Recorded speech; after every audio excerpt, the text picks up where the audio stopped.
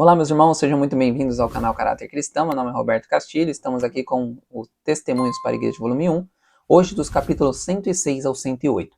O capítulo 106, Magoar e Ferir. Este é um capítulo muito importante, prestem muita atenção que eu vou ler alguns textos aqui sequenciais, ok?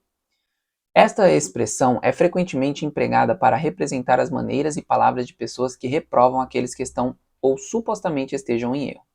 De tempos em tempos, durante 20 anos, foi-me mostrado que o Senhor qualificará meu marido para a obra de tratar fielmente com os errantes, que pusera sobre ele essa responsabilidade. Se ele deixasse de cumprir esse dever, incorreria no desagrado de Deus. Jamais considerei seu julgamento infalível, nem inspiradas as suas palavras, mas sempre criei que ele estava melhor qualificado para esse trabalho do que qualquer outro de nossos pregadores. Por causa de sua longa experiência e porque eu havia visto que ele fora especialmente chamado e capacitado para tal tarefa. Ellen White conta a visão a Tiago, onde Deus permite que ele se angustiasse para ele aprender a conversar e a falar com as pessoas. Porque hoje em dia é o não julgues. Mas o não julgues não é bíblico, porque nós temos o julgamento. Já falei para vocês isso, vou repetir. Nós temos o julgamento que é só de Deus, que é aquele de tá salvo, tá perdido, e nós temos o julgamento de coisas erradas que vemos e temos sim que falar e ajudar os nossos irmãos, senão vai cair sobre nós os erros deles, tá?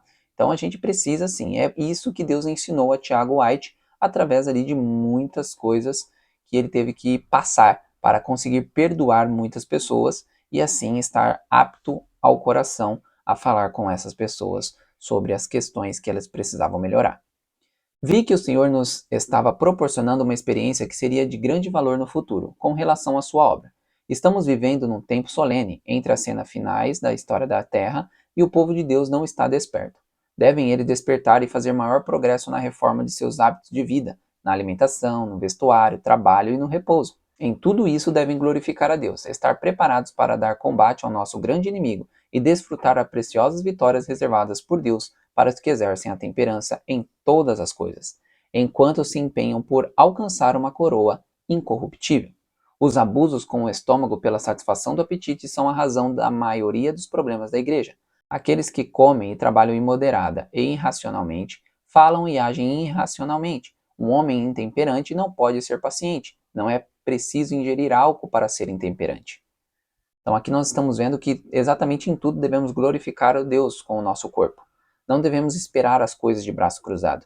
E aqui fica muito claro que a questão da alimentação atrapalha e muito a nossa vida espiritual. Por isso que é algo que Deus sempre bateu na tecla na questão da reforma de saúde. E eu e você precisamos estar melhorando quanto a isso. O capítulo 107 fala sobre o perigo da autoconfiança. Nesse capítulo vai falar sobre questão de debates, de você achar que é o maioral, que sabe tudo, e ir para debates, você vai acabar fazendo o que Satanás quer.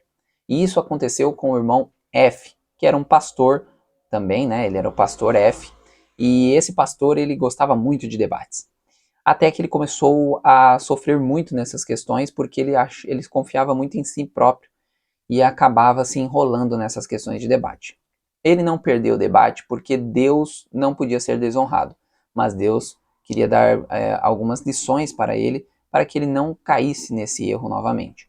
E aí colocou o pastor Andrews para ficar ao seu lado, o que ele não aceitou, porque Andrews ainda não era pastor, era um simples jovem, mas ele era muito mais, a forma de falar, a forma de orientar era melhor. Então Deus colocou, mas mesmo assim o pastor F não quis saber de Andrews e continuou com seus debates, com as suas batinas, até que de fato teve que sofrer algumas sanções, ok?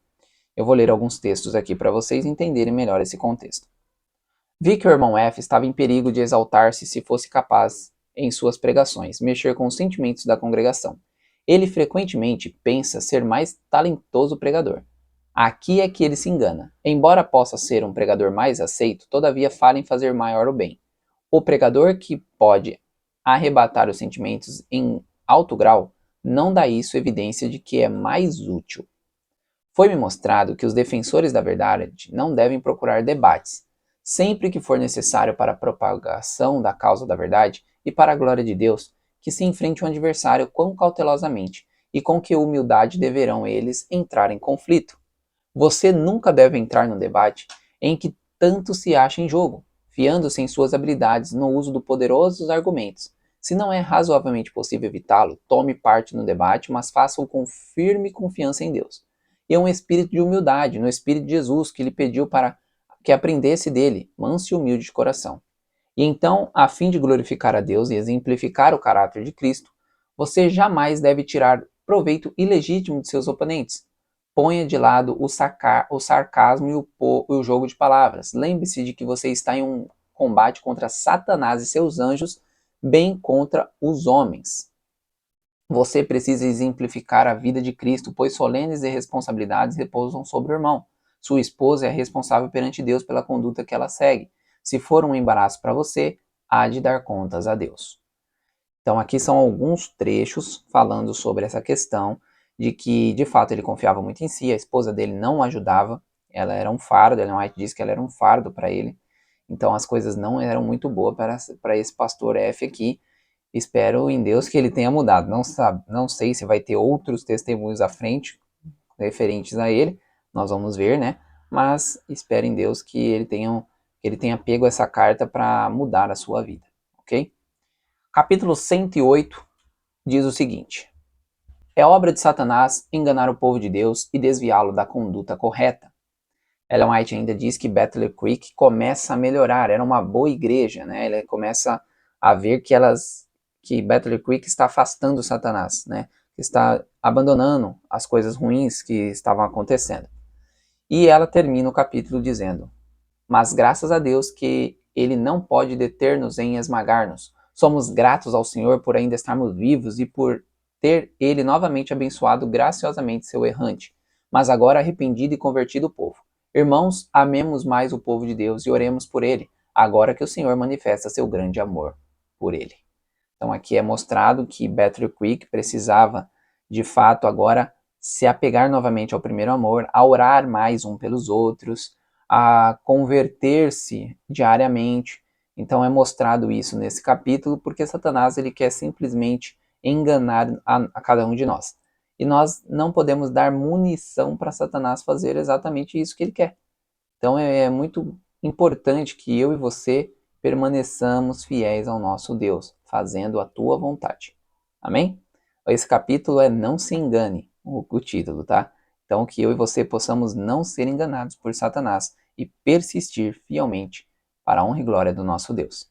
Que Deus os abençoe e nos vemos num próximo momento. Tchau, tchau.